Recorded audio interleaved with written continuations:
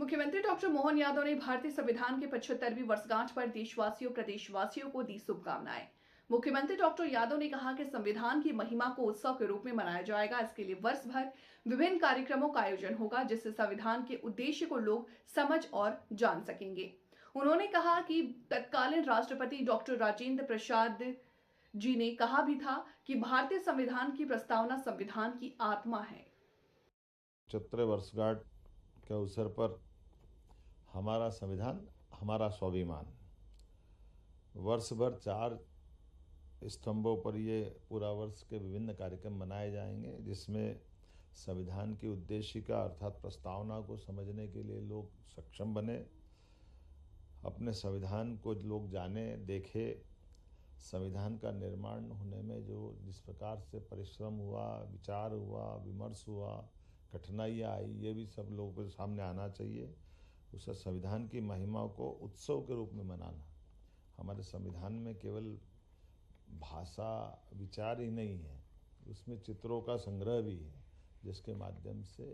तत्कालीन राष्ट्रपति डॉक्टर राजेंद्र प्रसाद जी ने कहा था कि सच्चे अर्थों में ये संविधान की आत्मा भी है। मैं आज के इस अवसर पर पुनः संविधान दिवस के अवसर पर प्रदेशवासियों को, देशवासियों को बधाई देता हूँ। स्वर्गीय भारत रत्न डॉक्टर भीमराव अम्बेडकर जी को अपनी विनम्र श्रद्धांजलि भी अर्पित करता हूँ और उनके दिए गए अद्वितीय इस संविधान को स्मरण करते हुए पुनः पूरे देश की ओर से उनके उस योगदान का एक तरह से सराहना भी करता हूँ। और इस एहसास के साथ यशस्वी प्रधानमंत्री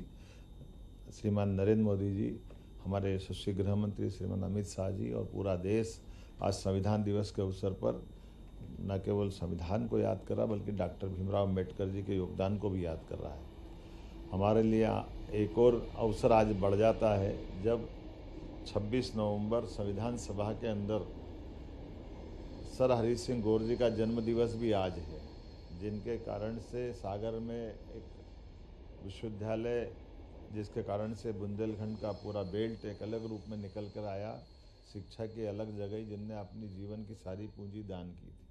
अंबेडकर जी का भी जीवन इसी प्रकार से रहा। उनने स्वयं कष्टों के बीच में अपना मार्ग बनाया और अपने कष्टों से समाज की उस समय की दुरावस्था के बीच सामाजिक एकता के लिए ताना बना ऐसा बने जिसमें भविष्य में भारत को कोई चुनौती नहीं दे सके, तो दुनिया का लोकतंत्र सुरक्षित रहे, सामाजिक समरसता का भाव बना रहे, जातिगत विभिन्नता के कारण से समाज में टूट न हो, ऐसे कई मुद्दों को लेकर उनका बहुत बड़ा योगदान है। मैं उम्मीद करता हूँ आज के इस अवसर पर जब मैं लंदन में अपनी मध्य प्रदेश के इन्वेस्टर समिट के लिए ग्लोबली जो होने वाली उसके कारण से यहाँ आकर के निवेशकों से मिल रहा हूँ, ऐसे में आज ये सुखद संयोग है कि बाबा साहब अम्बेडकर के इस आवास पे आने का मौका मिला, जहाँ वो लगभग 2 वर्ष तक अपना अध्ययन के दौर यहाँ रहे हैं। यहाँ वो छोटा सा भवन है, लेकिन मैं स्वर्गीय बाबा साहब का उस कष्ट के दौर में भी अपने अध्ययन के प्रति जो उनका लगाव है उसको स्मरण भी करता हूँ। और हम यशस्वी प्रधानमंत्री को धन्यवाद देते हैं जिनने बाबा साहब के एक एक ऐसे स्थानों को तीर्थ के रूप में जनता को जानने, समझने और देखने का मौका उपलब्ध करने के लिए उपलब्ध कराएं। मेरी अपनी ओर से संविधान दिवस की हमारे मित्रों के साथ, अधिकारियों के साथ हमने शपथ भी ली है और पूरे वर्ष मध्य प्रदेश सरकार